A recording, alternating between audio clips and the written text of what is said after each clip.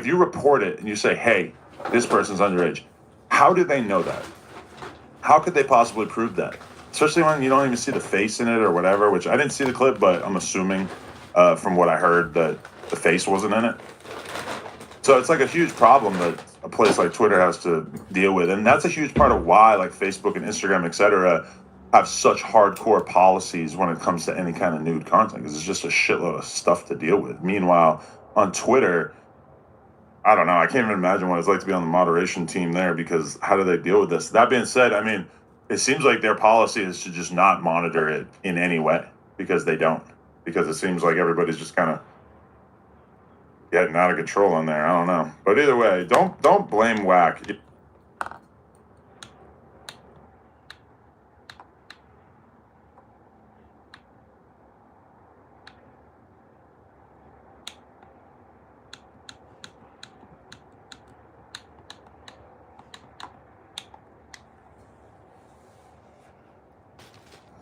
You know?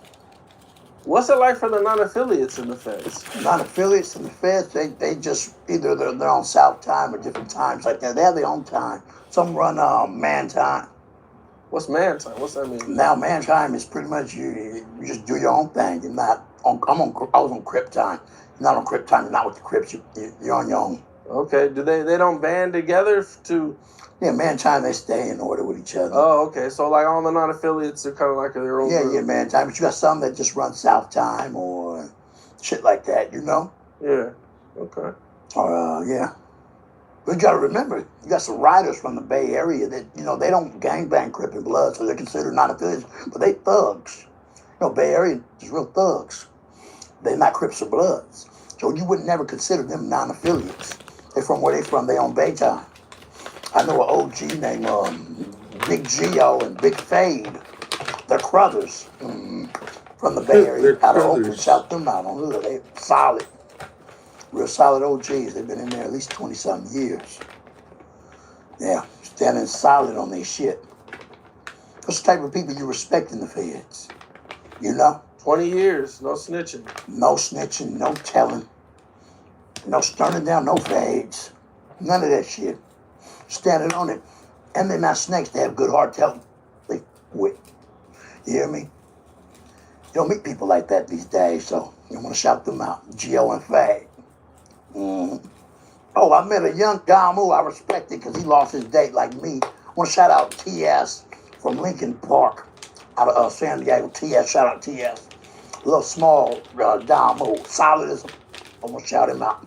We lost our date around the same time. As he was standing on his blood shit, you know? So you lost your date. How much time did you lose? Well, I did 74 days and then I lost 30 days. Well, 27 days. That's not too bad. No, it's not bad at all. Not bad. Not bad at all. Now, we heard you were getting out. Yeah. And then they held you a couple more weeks. Yeah, a couple weeks, yeah. LA County Jail picked me up. I didn't even know they was coming. They just came. Was it like a violation or? It was a violation because pretty much me getting caught with a pistol, going by the LA County Jail and bailing out. You got to remember what that is. That's a probation violation because I got caught. That was a violation. They were never able to give me that violation because I went to federals, but the feds in the LA County jails, they don't run it. It's separate. Right. See what I'm saying? So I had to come. He said, watching you on my breakers be jealous as fuck, my boy. Why you jealous? Don't get jealous. Just roll up and smoke with me. You stay rolling. Hell yeah. You ever tried snow caps weed, bro? Yeah, I tried snow caps before. That shit strong as hell, bro. I don't like it. Stay tough. No. Why you wearing that mask indoors? Cause my face is cold. I'm on a tolerance break cause I don't get high no more. Oh, well that's too bad then, my G. Do that violation, but I told Lupe and Attorney Rosenberg, don't come. Court, when I went to court, Attorney Rosenberg showed up at Lupe. I was mad as a when I seen Lupe. When I seen the Attorney Rosenberg talk with him and have him run that shit concurrent like he just did all this time in here, I think it's his C-Day coming up. He said, let him come home on a C-Day. And they said, yes, we'll do it. I was the happiest in life. I was happy to see Lupe's face. Yeah. I said, I'm glad you came. She came with Attorney Rosenberg. Have you seen him crip walk in that suit? Tonight, it is time go. It can be in go time, pal. It's unanimous. Critics and audiences are praising Project Hail Mary as the perfect film. This is one for. What's up, bro? What's up, my boy? What's up, my boy Senior?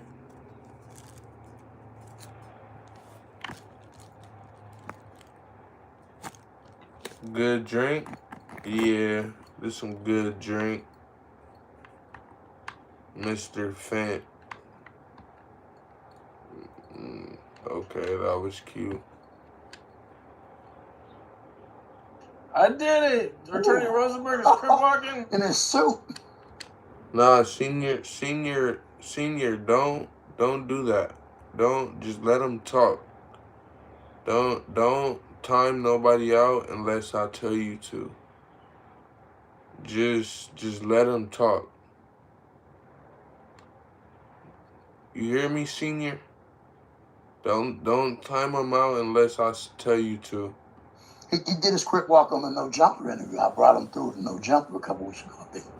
Yeah, I mean, I seen parts of it. Yeah, You got to see that crip walk. Okay. So that was your attorney through the whole thing? No, it was Attorney Benjamin with a C, 'cause I'm a crip. Attorney Benjamin, he did well through everything. He was trying to do 55 months. He was able to get it down to 30 months. He was able to, put everything together like, you're not a career criminal. You don't have two violent crimes at all. The gun is non-violent. So he was able to get that in order and everything. He did well. But Attorney Rosenberg picked up through the violation thing. When Lupe asked me when I was in there, do I need it? I said, no, I don't need him to come. It's just a violation. She brought him anyway. I was mad at Lupe. I was mad as hell when I seen her and him. But I was happy when I heard the news. And let me tell you something. My baby...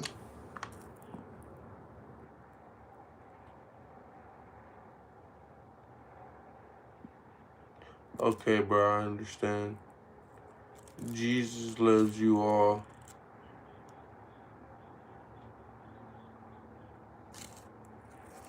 Bro, Senior, what the hell I just tell you, bro? You about to make me mad.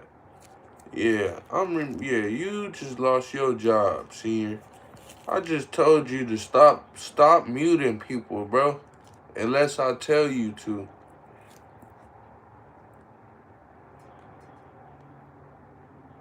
You were on here with your tongue out yesterday, slumped over.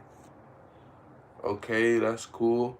I'll be on here with my tongue out, slumped over again. And? Talk. I called my CM on the phone from the county jail, from Wayside Supermax 712, and called her. And she told the baby, I said, well, I said, Dad's coming home on his C-Day, but I'm going to do something special. It's really your C-Day. I told the baby. That's what the baby remembered, what I said. So when I came home and I didn't instantly take her to Chuck E. Cheese, like instantly right there, she started crying to mommy. I didn't come home exactly that night because we sat in the hotel all night to the next day. She started crying to mommy. I got Dad's coming home. Daddy's going to take me here. I just realized she remembered everything. Oh, man, it put me in tears when I seen that baby. And General Baby Snaps told me. He said, you're going to cry. He said, it's all right if you cry when you see your baby. Oh, I cried. I definitely did. Her favorite word is, oh, so cute. I just changed it from 1 minute to 10 seconds. Nah, bro, I told you. You shouldn't even changed it. You should have just left it how it was and not did anything till I told you to do anything again. But I'll think about making you a mod again. I'll think about it, bro. She's a Ice Spice fan. She likes that song, Big LOL, I'm dead. He said, LOL, you got fired. Guy. She says, Dad, you're a big guy. I said, thank you. What's the itsy bitsy spider thing that I'm hearing about? Oh, shit. That's constant. At least 5 hours a day. My CM can't stand this shit. Yeah, she'll watch Itsy Bitsy Spider all day, the same episodes over and over. Now they have different episodes with different color spiders she'll put on. You know, I'm like, this is a great show. I love my baby, but I look at it like, what that spider's going through, what Cub's going through. Let's watch something else, baby, please. Dad loves you. Let's watch something else. Oh, it's a headache. Yeah, kids get hooked on things. Yeah, but constantly, 5 hours all day. She just wants to sing it and sing it and sing it. Yes. Yes. Okay. Yes. Yeah. Yes. Well, Yes. You just gotta find something else. Well, hopefully something else better comes out. Yeah. Shout out the makers of Itsy Bitsy Spider. Crit Mac's daughter, Kalani Bear, loves y'all. And Itsy Bitsy Spider, yeah. What happened to China Mac? China Mac is in Japan right now. He was in New York. Shout out China Mac and Mama Mac. When I was in the federal prison, he sent a couple thousand to Juicy Dream and the baby. Just like Adam 22 did also. They helped a lot. China Mac is out that, but he's probably going to come in town sooner or later. Just getting his stuff situated. You guys talking about redoing your show? No, we're thinking. We're going to put everything in order. We want to surprise people. You know? Okay. I'm thinking about doing some shit with Lil Cousy and Spiffy Luciano. Shout out Lil Cousy and Spiffy Luciano. We got some great things get ready to happen.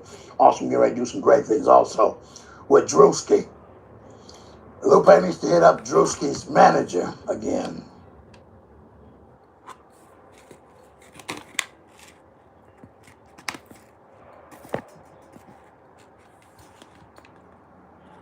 Oh. Wow, I can't believe you people are awake this early. What's so special about being up this early? It's only 4 in the morning. Okay. He's still working with Orlando Brown. I mean, that's the homie. It's been a while since we did anything. Yeah. Well, shout out Orlando Brown. You guys are still good. Yeah, we're good. We're 100 for That's sure. good. That's my homie. Yeah. Definitely, man. Yeah, he's always got something wild going on. It's been a while since I worked with him, but Yeah. Well, hopefully everything's going to see all right. yeah, for sure, man. Where did the rumors come from that you wouldn't be able to say like 55th Street or? Well, Cliff let or me tell you anything? this. I have the paper and everything. No. What it says is, and this is how the judge twisted it because I have the paper. Pretty much it says you can't use another name. And I read it. She didn't put the rest of it. It says another name trying to get a passport. You can't use another name. My probation officer told me the same thing. She trolled it a little bit. Okay. You figured it out now, right? Yeah. It's pretty much don't catch another case. Don't get caught in the hood. You can work. My probation said you can go places. You can work. You're in a working environment. That's what I've been doing. I'm not in the turf. It's 6:30 a.m. here. It's 7:30 here. You chew your tongue? My cousin used to do that. No, I'm not chewing my tongue. I'm just... Don't even worry about what I'm doing with my tongue. That's weird. You see it now? Makes sense now, don't it? All right. How hard has it been for you not to be able to go back to the hood? I am the 55th Street FLO General. Can't nobody catch up to any of my gang banging I've done. I'm going to keep it 55th Street. I'm cool. Oh, you know it. So it's easy. Oh, okay. I love it. Can't get enough of it. Well, I didn't mean like I just meant hard as for you to want to, you know what I'm saying? No. I think about my baby kid and putting everything in order with the baby. You know what I'm saying? Now, if they took that thing off where I could, I would, but, you know, I got the general right now, so, you know, I'm out the way like King 55th Street told me, King Five Fingers, General Baby Snaps, General Little Snaps, my General Little Crazy Mad Ass Crit, my big homeboy, and Big Whack Wiz, Big Lowdown. The homies, what they told me, kid, pretty much is, South Way, you get your money, kid. I don't want to. How long you on parole for? Like a year and a couple months. That ain't nothing. That ain't nothing. I'm not worried, but you definitely do. No, I definitely don't. Doing this is not biting my tongue. And that probation time is a small amount of time. My touchdowns override that shit. I'm Hutch. Remember that? Yeah. Yes. Man, that's not a long time. A year No, and no, no, a year no, and a no, few no. months, man. That shit gonna fly. Yeah. Little time is all.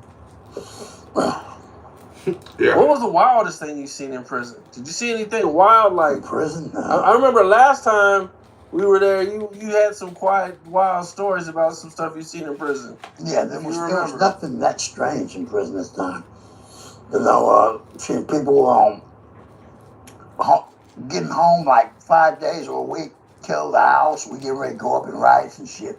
Them running off the tier, locking themselves in their cell and shops and shit like that, which I would never do. I was Which there I a would week, never 2 do. weeks from the house, and we was getting ready to go up again. I took off my shirt and I went straight to the front. In real life, yeah, I'm gonna stand on this shit to the end. Yeah, man, I've interviewed guys before, and even, you know.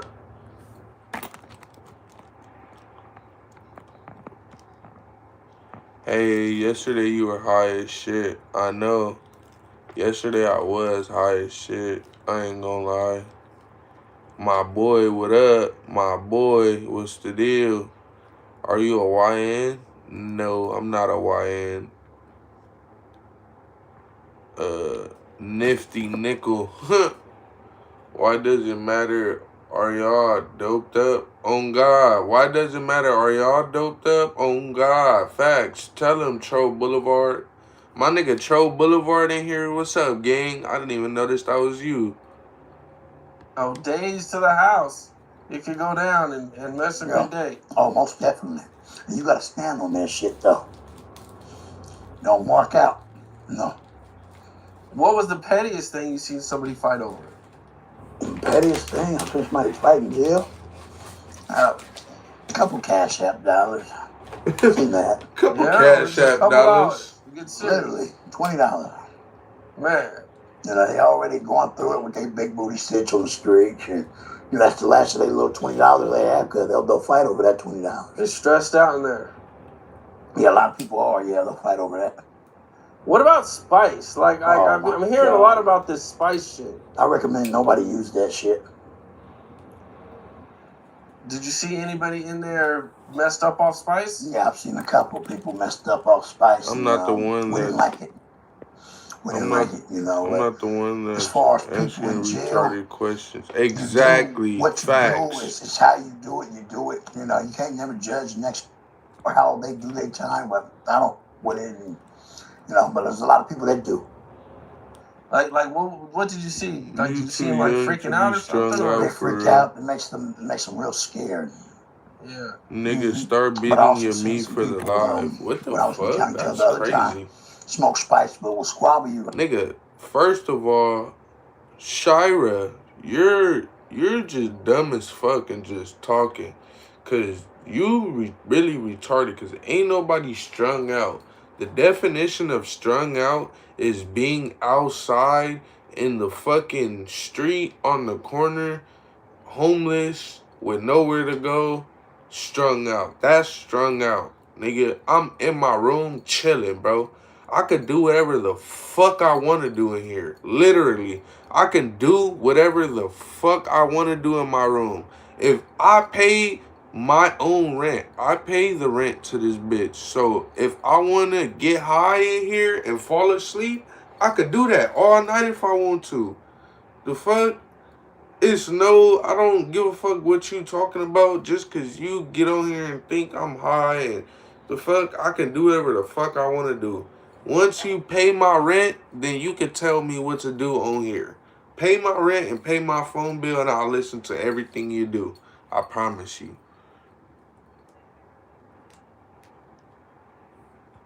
Right off that spot. And that was my last time saying that to you. Now, you might as well just switch to the next live. Because I'm no longer paying attention to the dumb shit you talking about. Sure, Shira probably got some grease, bro.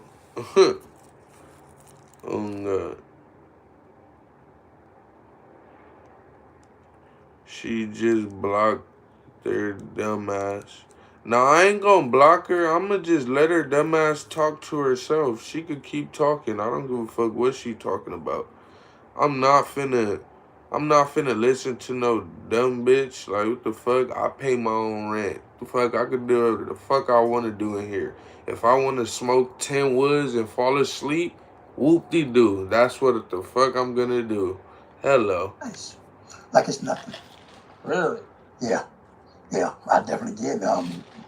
In 2000 and, 2022, when I was in West Side, when I was over there on the 800 floor, when I fight with Trey Punch from Hoover.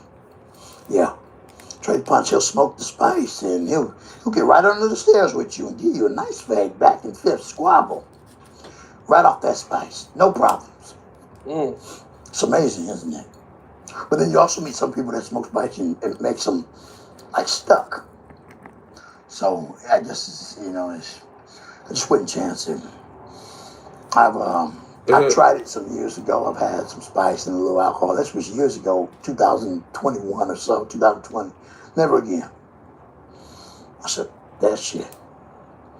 No. Man, I'm hearing a lot about stuff about spices. I'm hearing that's probably like the Don't easiest do it, drug. Cam. Don't now. ever try it. Don't try it. Please don't. That's the easiest drug to get in. Whatever you do, don't try it. You want anything, just grab you an Old English if you like. An Old English, an OE. Yeah, no spice. No spice. I hear that. No, don't do it, Cam. You want yours? No. I got my water here. Thank you, Cam. Ice cold. Appreciate you. Yeah, for sure. Well.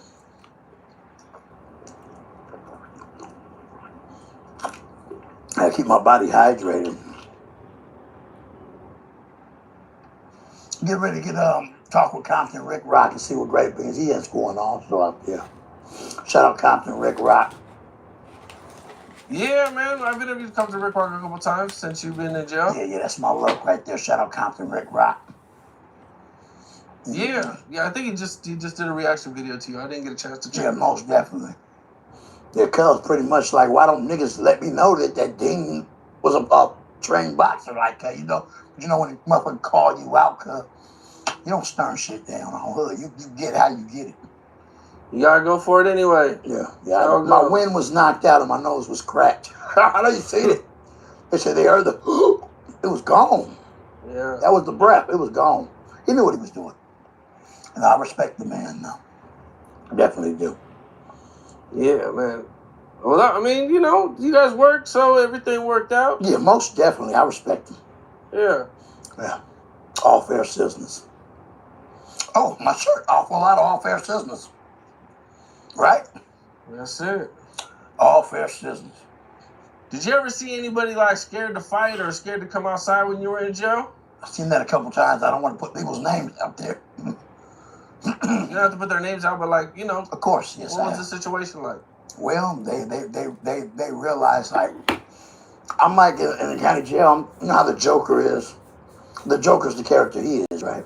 Yep. But he also tortures shit on the streets. I torture shit on the streets, but I'm really like the Joker in jail also. So now when you see me, unless you're a boxer and you got some type of skills, a lot of won't with me. They don't want to take that chance because they know I'm gonna do what? Destruction? I'm gonna fight. I'm gonna fight hard as I can. The destruction comes with playing ball in the trenches. That's where my name comes from. Mm-hmm. How do they treat you when they're being famous? Being Crip? Well, some of them they like me, some of them don't. Some will clout chase a fade. But some are starstruck.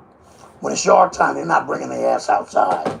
That's why I respect Jeff Vibe so much. He came right outside. Not many come outside. No. Yeah, I remember, when you guys had that fade, man, it was big news. And, Jeff, he's a boxer too. Yeah, he's really good at fighting. Yes, he is, yeah. Yeah, he's been boxing all He's short, but he's swole. Man, that motherfucker gonna hit you over.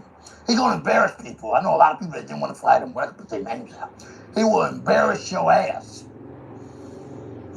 You guys were supposed to get out on the same day. That would have been legendary. Yeah. Yeah. I ended up doing the violation back at the LA County Jail. Coming home about 10 days later, right? A couple weeks later. Yeah, that was a crazy coincidence, man. I was like, what are the odds of Crip Mac and Jeff Five getting out of jail? The same day. That's crazy. Yeah, I heard that's what people were saying. Yeah. I mean, that would have been. And if y'all, especially if you guys are both getting out of county at the same. No, I was getting out the federal prison. He was getting out of that state prison at the time. Right, state. Mm-hmm. Yeah. You still eating Popeyes as much? Hell no. That shit's gonna clog your arteries. You'll die. You'll get fat and die. But I ain't been fucking with it. I might put it once a week, but my thing is the salmon, the fish. I have my CM make some fish. Have her do some rice. Some green peas, stuff like that. I love salmon.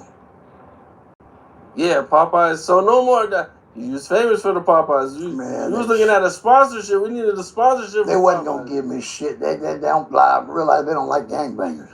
Oh. Hello? Well, they got their food in the hood. Yeah, that's not the same. Not the same as having a gangbanger sponsor that shit. Man, how many times did we eat Popeye's chicken the first couple interviews? Oh, we loved it. That's all we ate. We couldn't get enough of it. We ain't doing that shit no more. No more Popeyes. We'll stew some fish. Because that's what I was eating in prison. I was eating mackerel, soups, rice, beans. Who has the better food, state or the feds? Feds, we have a special menu. Monday's mystery, whatever the fuck. Tuesday, you get your chicken sandwich. Wednesday, hamburgers and 5 fives. Thursdays, you get chicken. They just started giving out Carson-Q chicken on Thursday. And then Friday, you either have Carson-Q chicken or fish fillet. Cuz said Carson-Q chicken. What the fuck?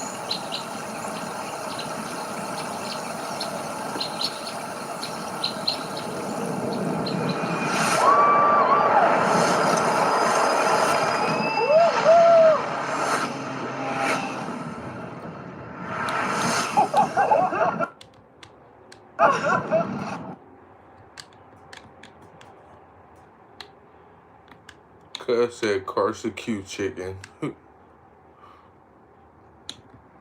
Every week. Wow. So it sounds like you do get decent food in the feds versus Yeah, most definitely. the state, man. That should sound like damn near slop in the state. Yeah. To the feds, you get all right shit, like the menu. And if you ever want more, just buy extra shit from people that work in the kitchen. Oh, it's easier to get extra food too. Oh, they increments, they blue strips. Right. Versus the state, it's a lot harder. It's a lot harder, yeah. You gotta really know a lot of people. See, they can get you stuff. Yeah. Yeah. Man, okay. Did you meet anybody in there like famous or that we would know or? No, you wouldn't know anybody I met in there. But OG Ducey from 5'9" East Coast Crip, he did about 30 years. He did a lot of time. Real OG. Yeah. Were you locked up with a lot of lifers? A couple of lifers, like Big Gio and Big Fade, I was telling you about. But I wish they come home. Hope they come home. Hope everything goes well from the back. The OGs, real OGs. They respected everything about me because I fight and everything in there. And I stand on shit. They loved me. They said, damn, we don't see just that close to coming home that's willing to take shit off and stand on shit. I said, my reputation, pride is everything. They realized that this is serious, not a game. It's not a comedy. This is real life, hood. Do you get offended when people see you as a comedian or? Well, they say the things I say seem funny. They say it. That's great. I know it's real life. It's real life. It's real life, for real sure. Life, yes. What was like the wildest thing you heard about when you were locked up? Different people, different cards. I mean, so some of the news you heard on the outside. You remember the Diddy trial? Oh God, just bad shit, What was your reaction when you heard about 4Extra's hand? I was mad. There was a couple people in there that thought they could make a little joke. I pressed them like, "Cut, that's my real homeboy. However you niggas want to do shit, we're gonna get in." They ain't even want to fight. They left that shit alone because they realized how serious it was. I really know Cuz. Been knowing Cuz years. Yeah. Yeah. Man, yeah. I mean, yeah, it was a wild time, man. You had a lot of people supporting him, and of course, the ops and people he don't like. You know, they had a lot to say. You know, it was some of the biggest news of the year. Yeah. Man, I mean, you know, it was maybe not quite up there with the Diddy trial. You know, the Diddy trial was really big news, but that thing was crazy, man. Everybody was talking about it for like at least a few weeks. Yeah, hopefully he's able to get him another hand. Yeah, man. You know, we put the interview out where he talks about everything. You know, him and Trevor Ross did the interview, and we put it out on my channel. Trevor Ross was in another country somewhere now. I think he's living out here now. Oh, is he? Yeah. Well, I'm gonna get up with him then. I didn't know he was out here. I think he moved out here. Oh, Lupe never told me. Oh, okay. Well, he might have moved back. I'm not sure. I knew he lived out of country. That's what I thought. Yeah, he used to. Everybody is coming to LA now. Wonder why?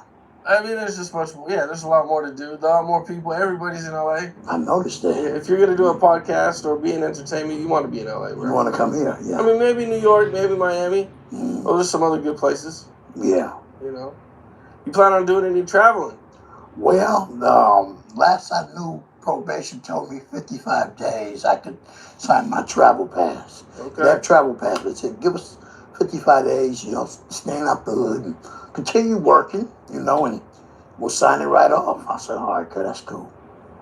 Where's your favorite place you want to travel? Ah, man, well, Florida's where they do all the fighting and boxing, so once I get my training with my UFC guys going, and probably go out there.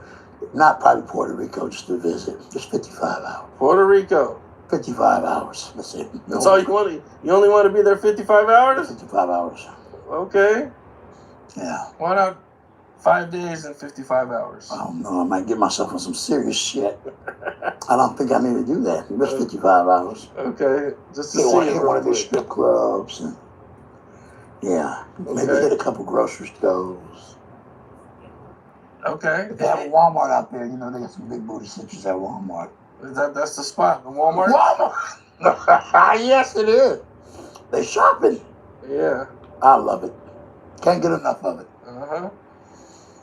So who's on your list of someone you'd want to box, man? Is it an enemy or just like a friendly fade, like another... Well, once I get everything in order here with the UFC training with George Yo and, you know, a couple other people, get myself right, I'll definitely do it if the bag's, you know, big enough. Something fair. Because a lot of that shit, you know, is just not fair. You know, something fair. Yeah, man. Adam got in his boxing match. He did terrible. He didn't even get a chance to throw a punch. He didn't try to throw a punch. He didn't try to throw not one punch. You seen it? I did see it. That was pathetic. I thought Adam failed tremendously. You could at least try it. He didn't try enough. You gotta get knocked out, just get knocked out. At least go down swinging.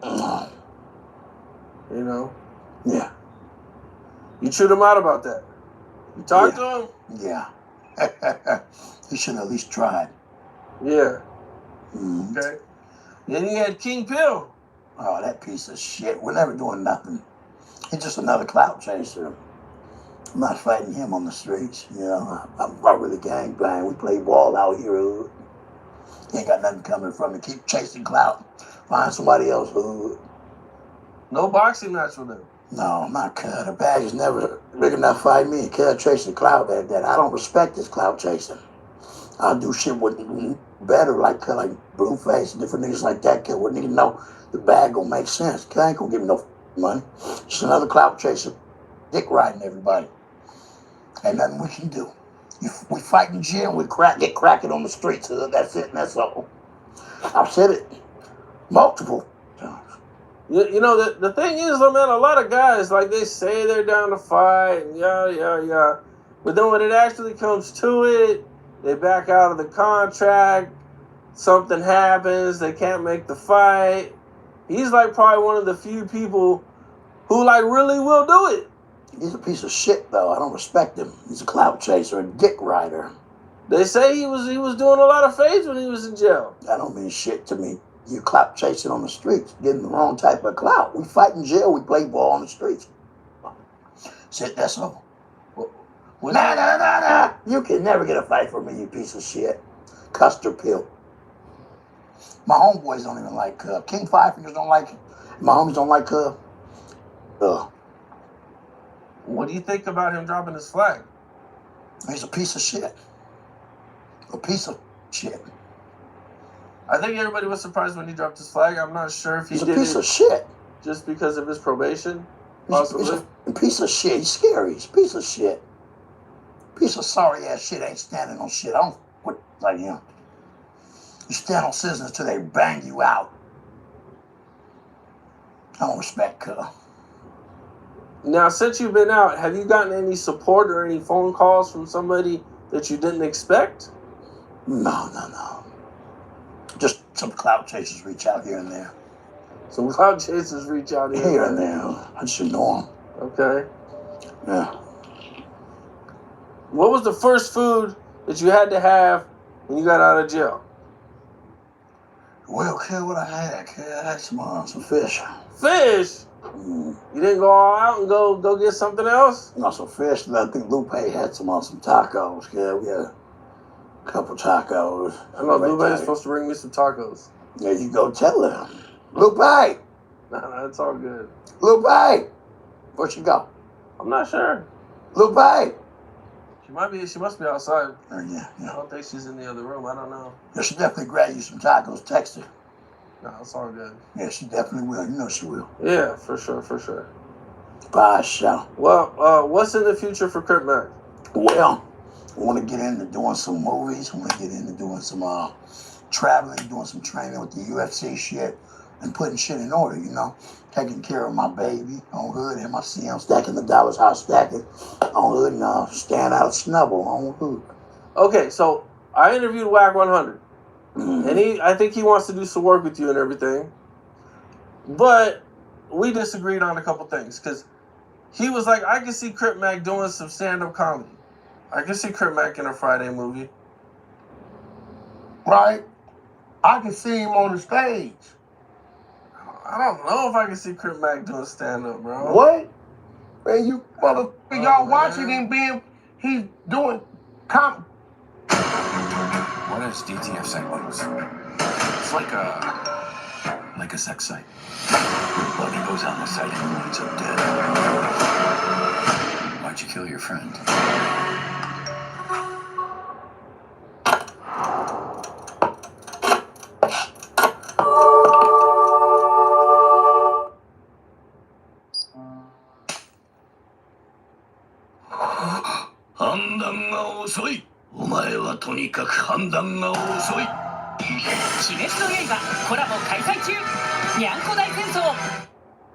We're challenging the standard of what comes standard.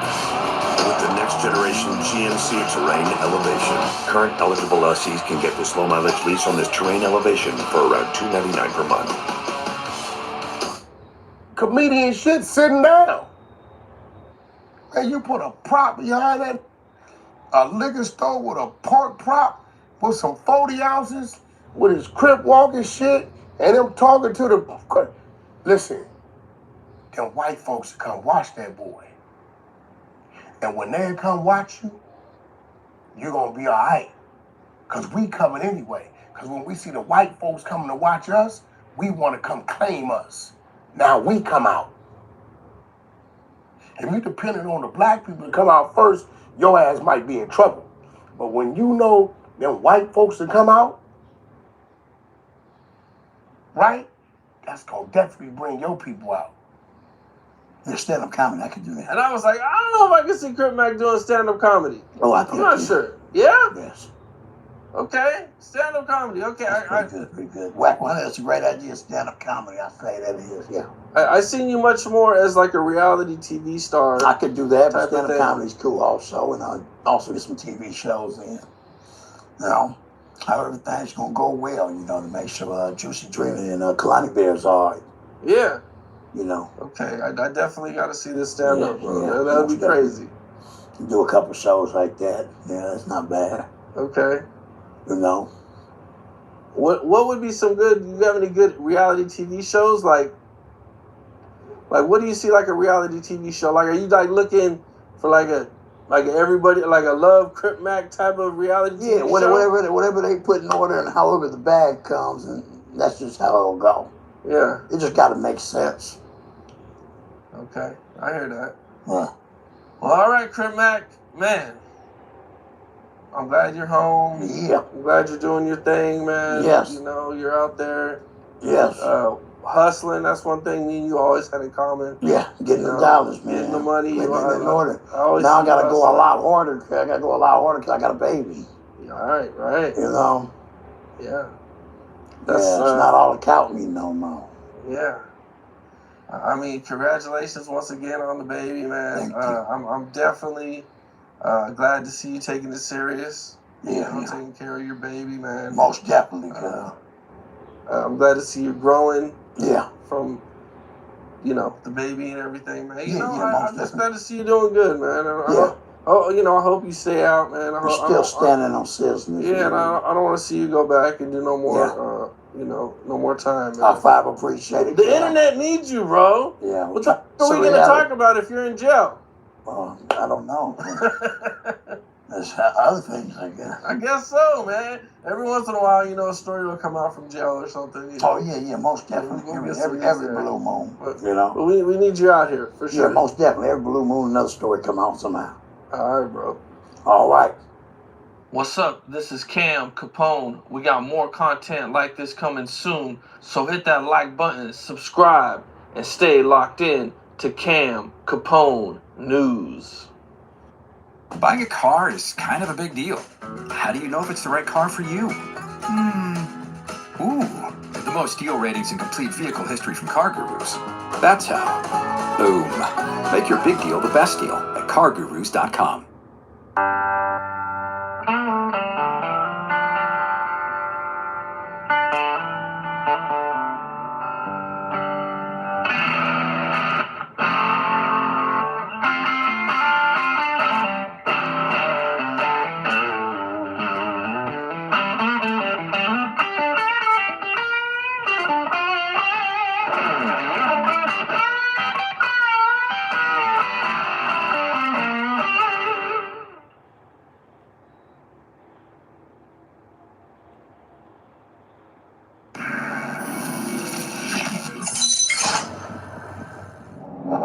All right, here we go. Today we have Mamadou Gondo. Gondo is a former detective for the Baltimore Police Department's Gun Trace Task Force, which was involved in one of the most shocking corruption scandals in Baltimore's history. As a member of the task force and later a key witness, he engaged in robbery, drug trafficking, fraud, and assisted friends in their heroin operation. The story is actually depicted in HBO's We Own the City. Gondo, welcome to Vlad TV. Welcome. I appreciate the opportunity to shed some light on some things and definitely just lead by example. Like, pretty much honored and humbled to be here. Appreciate it. Well, your family is from Sierra Leone. Correct. And they came over at what point? This was early back in like the 70s. Yeah. Okay, at that point, was Sierra Leone calm or was there conflict going on? It was calm. It was calm back then. Okay, so they came over here and they had you in the U.S. Yeah, basically my parents migrated over here from Sierra Leone for education. They were big on education. My family, currently, everybody has master's degrees. Schooling was the big emphasis, like, in our culture. So they came to America for the opportunity to just expand their education here in the U.S. Okay, and your parents were together. Correct. And it was like a upper middle class family? I would say middle class family. So it's not like you were struggling. Oh, not at all. You didn't have to do anything to make ends meet. Your family was okay. Not at all. Full transparency. I was actually spoiled. Parents really wanted me to go to school. Gave me all the steps to go to a higher education. Very disciplined. So yeah, I was pretty much had a silver spoon in my mouth. Okay, but by the time you get to high school, you're well off, but you have some friends that are actually in the drug game. Yeah, when I was in high school, I was pretty much really sick. 96, I went to Northern Senior High School. I had Crohn's disease, so at that time, I was struggling myself with like my nutrition, my diet, and my overall health. But I did have high school friends at that time who weren't in selling illegal narcotics just yet. We were just friends at that moment. Okay, so you go through high school, and you have health problems with Crohn's disease. I guess your insurance wasn't paying for it at that point? Yeah, at that point, insurance cuts off at like 22, 23, I believe so. So with no insurance, I actually became an EMT. I worked at Johns Hopkins Hospital as an IV therapist, and from there, got kind of bored with the job. And I had a colleague of mine, like a friend, and I seen him. I'll never forget this day. He had his uniform on, just graduated from Baltimore City Police Department, the academy, and he was like, "Hey, they called me Mike at that time. Mike, you might want to join BPD. You can make anywhere from $40,000 to $50,000 a year." And he's actually doing like part-time security work right across the street where I lived at. And at that time, I was in school, and just being under my family's tutelage, I was honestly just tired of my dad paying for me to go to school, paying for my car insurance, paying for my car, and I just wanted to be my own man. So once he told me that information, I took that opportunity and joined the police department. Okay, so you joined the Baltimore Police Department, but you don't tell your parents that. No. So they're still giving you money thinking you're going to school? Yep. Supporting me. Yeah. Supporting me. So you're double dipping, basically. Double dipping. I won't say double dipping. I think, honestly, my parents supported me on whatever I was doing. But as far as just in the culture, I feel, why would you go to law enforcement? Nobody in our family is in law enforcement. And to be honest, like, this is not even a conversation of, hey, this is what you're supposed to do. Join any local type of law enforcement type of organization. It was just mainly school. That was the main context of like growing up. Yeah, listen, I'm an immigrant myself, from Ukraine, what used to be Russia. My parents never talked about me going into law enforcement or anything. Yeah. Regardless of the rumors around me, it was never a real conversation. Okay, so now you're part of Baltimore Police Department. You're a rookie. And 2 months after graduating from the academy, a tragedy happens. Correct. What happens? Get shot. Okay. So basically, around this time, this was 12/5/06. I actually have it tatted on my shoulder. I'll never forget this day. I was a rookie. Again, I was so naive, even filling out overtime slips, never even filled them out because I was pretty much taken care of by my family. I was in the process, learning the job, and I was just going to move out on my own. But this particular day, a particular person was running for office for governor, and it was unlimited overtime within BPD. So the funny thing about it is, this particular day, I worked 2 shifts. My regular shift in patrol, and then I worked overtime shift. And I was so tired this particular day that actually a civilian called the police on me because I was actually asleep in the car. I actually fell asleep from working the first shift to working my second shift. So actually that shift was over, and I'll never forget, I had a blue LS 430 at the time, a Lexus, with like 22-inch rims at the time. That was just a new wave. And I walked to my car, and I was so physically drained. Normally, I would take my vest off at my trunk and put it in the trunk, but I didn't this particular night. So I just paint a picture for you. I had my BPD vest on. All you can see is BPD. It was either on my left or my right of my neck, and I had my vest under it. All right, so I never took the turtleneck off. I just began to take the turtleneck off, put it back down, too tired, drove home. So while I was driving home, it's about 12 o'clock. I worked 8 to 4, then 4 to 12 shift. I went to a local carryout, northeast Baltimore, called Stoko's. Everybody in Baltimore knows about Stoko's. It's open late, 2, 3 in the morning. Went there to get something to eat. Went there, got a cheesesteak. I'll never forget a chicken shrimp cheesesteak. Order it. Took out some money out of my pocket. It was only $50, but it was like 25s and 10s. Paid for my food. Got in my car. I lived probably 5 minutes from Stoko's. Pulled up. I was actually dating somebody at the time, so I was sitting on the phone talking. And this is my neighborhood. This is where I wasn't born in Baltimore, but I knew these streets like the back of my hand. So as I'm sitting there on the phone talking to my girlfriend at the time, I see 2 guys like walking down the street. So immediately I'm just like, oh, what is this about? Hey, let me just call you back. So when I hung up, the phone, I immediately got out of the car. And at this time, I had my departmental firearm on me. So just being in law enforcement, being a rookie, and just not being born in Baltimore, but being brought up in Baltimore, I got tough skin. You can mug me, you can look at me, tough, doesn't really mean anything to you. I can see that you're a threat. So they walked past me, the guy that shot me walked past me, mugging me, and I was tired, but he didn't do anything at that instant. So I was armed. I looked at it like, okay, they just walking by. So as I proceeded to actually walk in front of my car, because my house was to the right, something said, Mike, turn around. That's what I was calling myself back then. So as I turned around, the shooter was drawn. I can plainly see a 357 raising it at me about the point. So in my training, being in law enforcement, instantly I wanted to get close. So I got closer to him. I smacked the gun with my left hand and began to reach for my firearm that was on my right side and try to cut through behind the cars to turn around to engage him. As soon as I hit the gun and I began to reach, 3 shots. Shot me 3 times point blank in my back. Okay, but you're wearing your vest. I was wearing my vest. And the vest is double-sided, right? Double-sided. Okay. What did it feel like to get shot 3 times? From 357 Magnum? That's a Straight pretty point blank. big gun. Vlad, I would say the shooting wasn't the hard part. I would say the recovery. But to answer your question, it felt like I got hit by a Mack truck. Just imagine yourself standing in the street and a Mack truck run over you. That's what it felt like.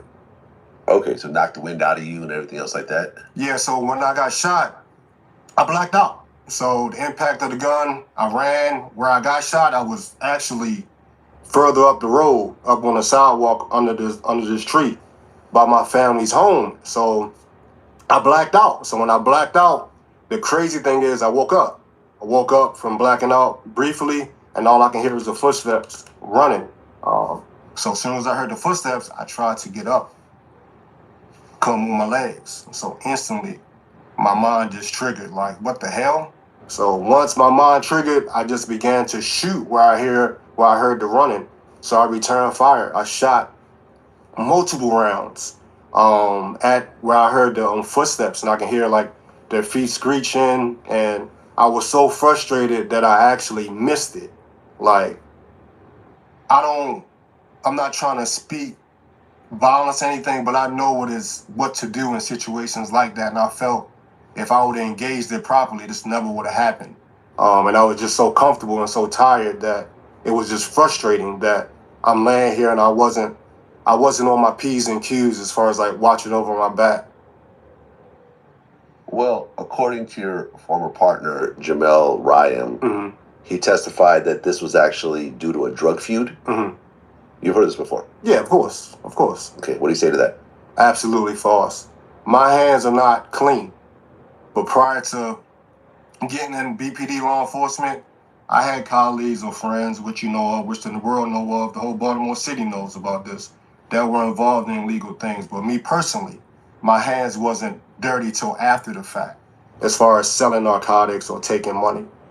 That incident that happened on the Alameda outside my parents' home, the crazy thing about this is the guy that shot me was actually robbing people in another part of Baltimore, right? And even after the shooting, as I was laid in the hospital, I'm getting information from the street, from people calling me and coming to see me saying like, hey, you know, what do you want us to do? Like, this is not right. You good? I mean, like, everybody know you're a stand-up guy.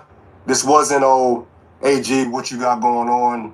Or Mike, what you got going on? You got caught slipping. It was like, how did this happen to you? In the sense of like, why people are figuring out like, this guy's not involved in anything.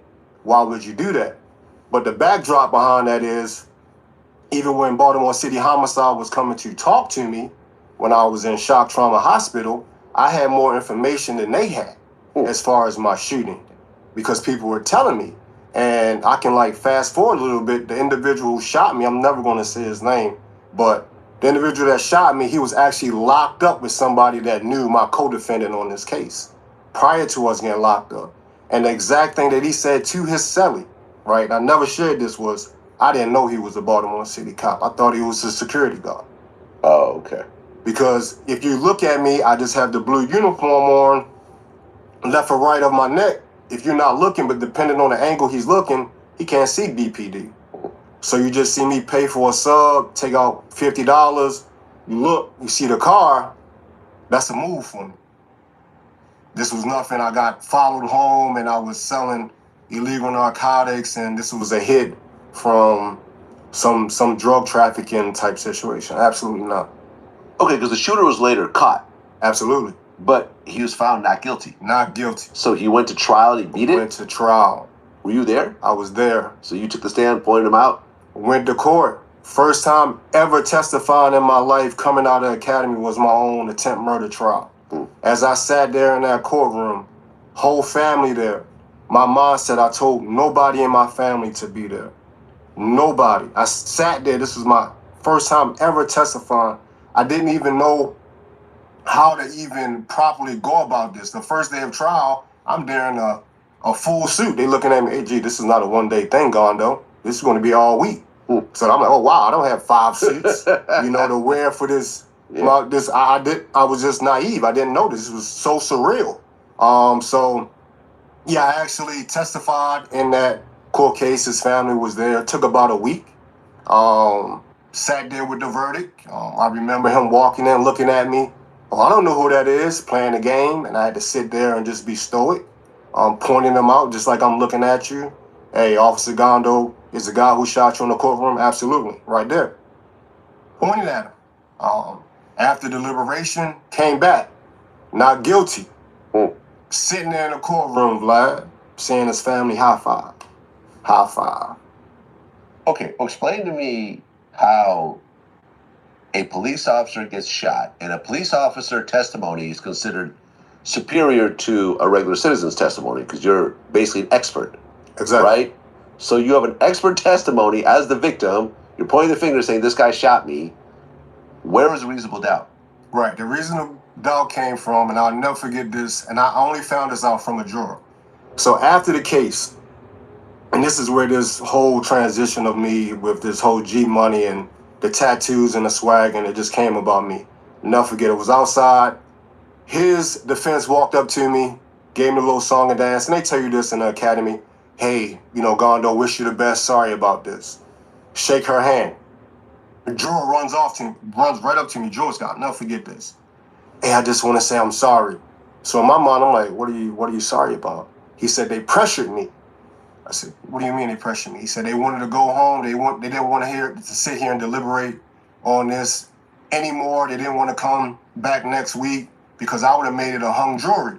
Basically, because what they didn't understand was, Vlad, when I'm parked on the Alameda where my family lived at, where I lived at, resided, it was a hill. So as the individual who shot me was coming down, he's taller than me. But in actuality, if we stand side by side, I'm taller than him. So when I gave my initial report, I said that he was taller than me. So they said without the firearm they didn't recover the firearm, and based on my testimony saying that he was taller than me, and there may have been some other discrepancies, they came back with not guilty. And he looked at me and he said, hey, I'm sorry. I understand. They forced me. And Vlad, God is my witness. The next day, I went to work and it was just, I couldn't believe it. Nobody came up to me and said, hey, let me walk you through this. Gondo, let me talk to you. How do you feel? I just saw the whispers within the department. Because basically they thought that you accused an innocent person of the shooting? I don't want to misspeak on that. What I got from it was they didn't have enough physical evidence. Yeah. My testimony alone, without them having the actual firearm, wasn't enough to convict the individual. All right, so there was some reasonable doubt. Yeah. Did you ever run into that guy again? Never. Never. Okay. All right, so you get shot and you're temporarily paralyzed for a while. Absolutely. So you have to go through a whole rehab process. Was there a worry that I may never walk again? Yeah, it was a worry when I was on the ground. Yeah. And I shot back. And I tell people close to me, after I shot those rounds at the 2 individuals, I shot 3 or 4 rounds in the air out of frustration. I was just so mad because I was paralyzed. And I just knew the magnitude from having a background in the medical field, like how this could possibly be. And even when they came and did the consult, when the ambulance came to get me, they was doing a consult saying basically I have a 23, 24-year-old male paralyzed. And I cussed them out like, no, I'm not. Pick up my leg off the gurney. So it was very traumatic for me.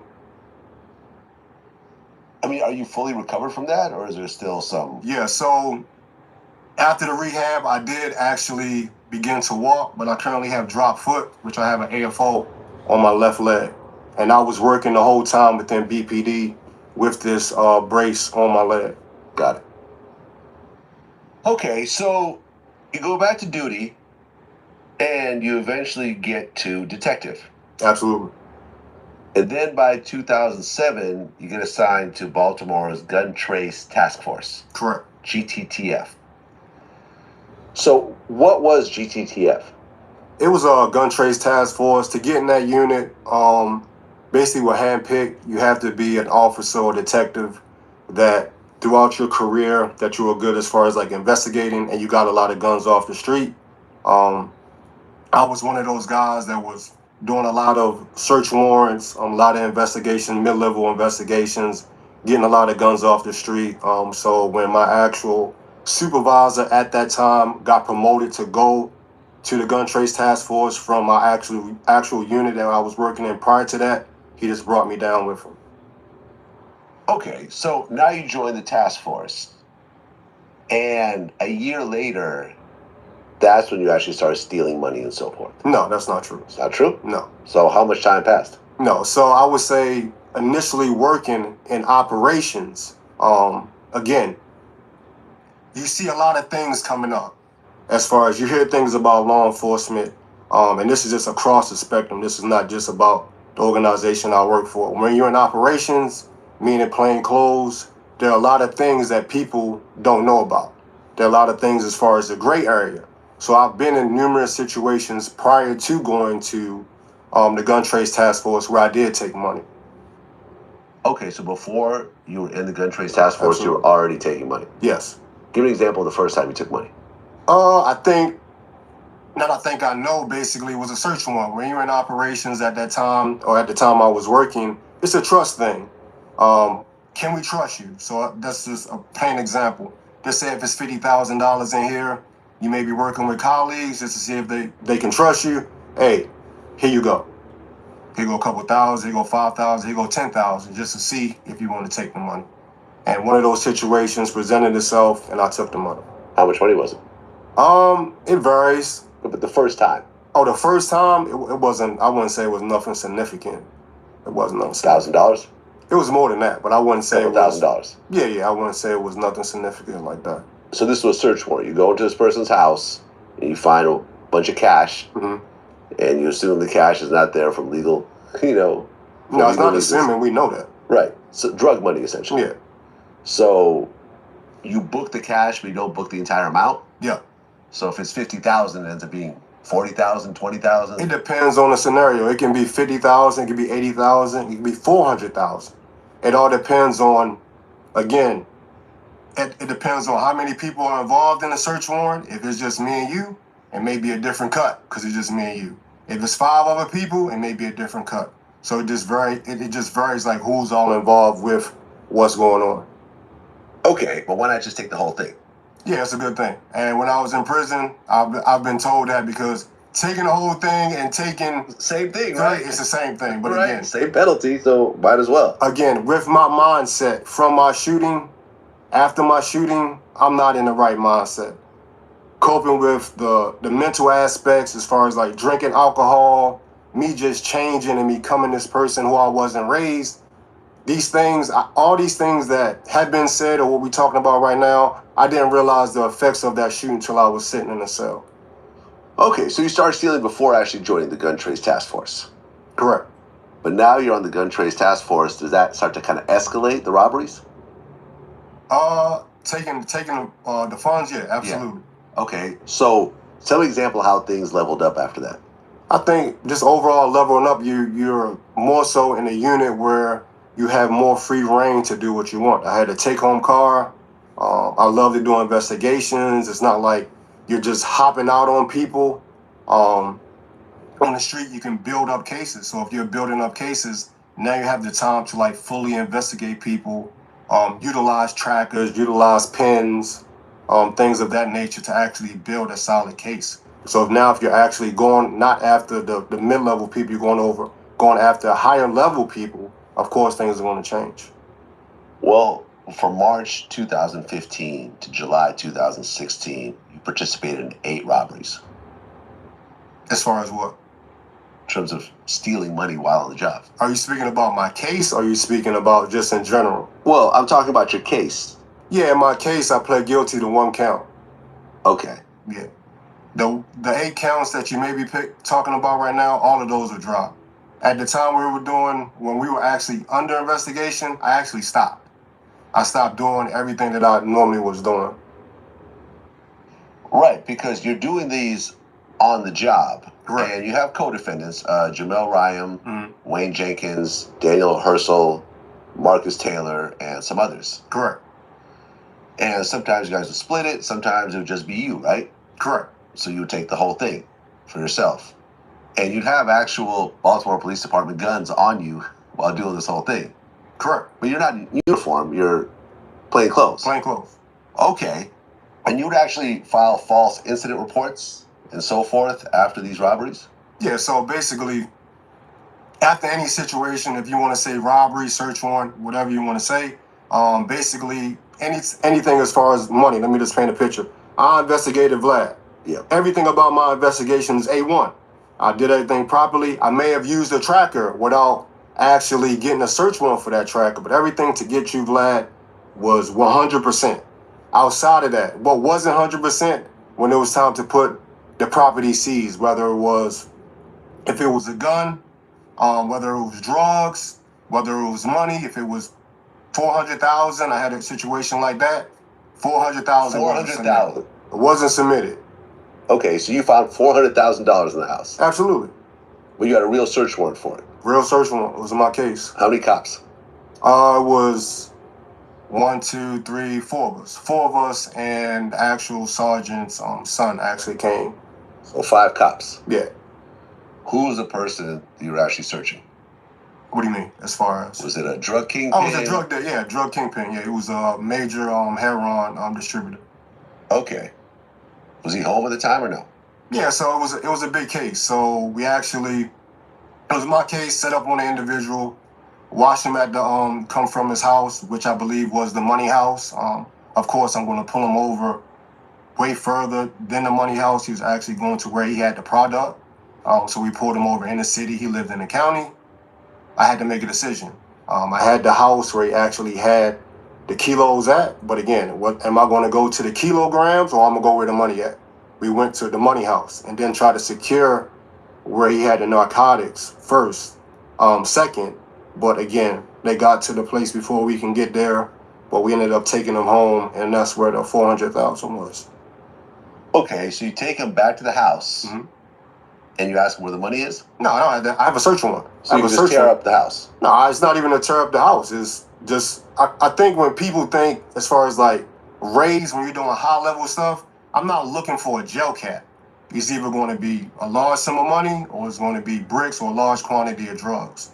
So these people are not really expecting you to really be in their dwelling. So if, like I told you, the house with the narcotics, that was in the city. So of course, that's a house that we would just rip up and try to really find out where he has the narcotics at. But I knew this was the money house. I knew the money was in there based on the information that I received. Okay, so you guys go in there and you find the money right away? Yeah, right away. Okay, so now you have a pile of $400,000 and there's 5 cops. Mm-hmm. So you guys look at each other and say, okay, was it 80,000 each? No, I wouldn't put a number on it. I mean, that's not really how it goes. I'm running point as my investigation. So again, I may be downstairs talking to that individual. He may be basically saying, "Are you in the right house?" Typical things that people say. Yeah, I'm in the right house, and I may show him a picture. Okay, then I may get word, which I did. AG, come upstairs. Came upstairs.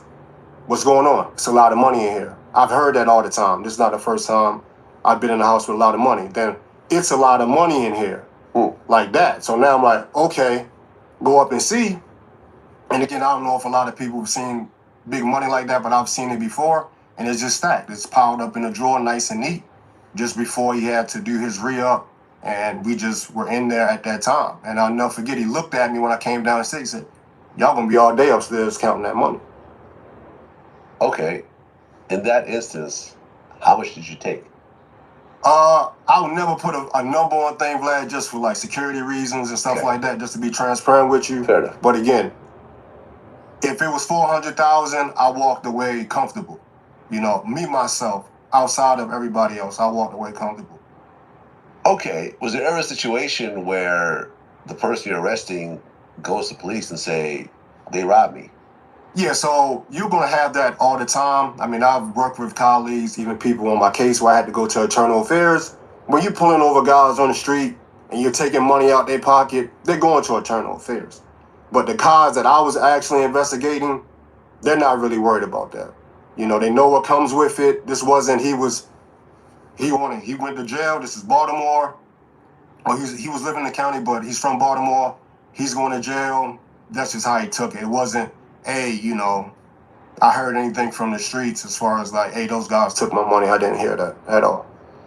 Okay, so most times these guys are like, look, the cops took it. I don't want to claim it anyways because that's going to be more charges for me. So yeah, whatever. Just charge it to the game, basically. Yeah, just chalk it up to the game. But you do have those instances that you brought up where I was in internal affairs for petty car stops for individuals taking $1,000, $2,000, and I might have been in the car with them, but I may not have known that they took the money. Yeah. But now I got to back them on it. Well, but you also have this part. You're now robbing drug dealers.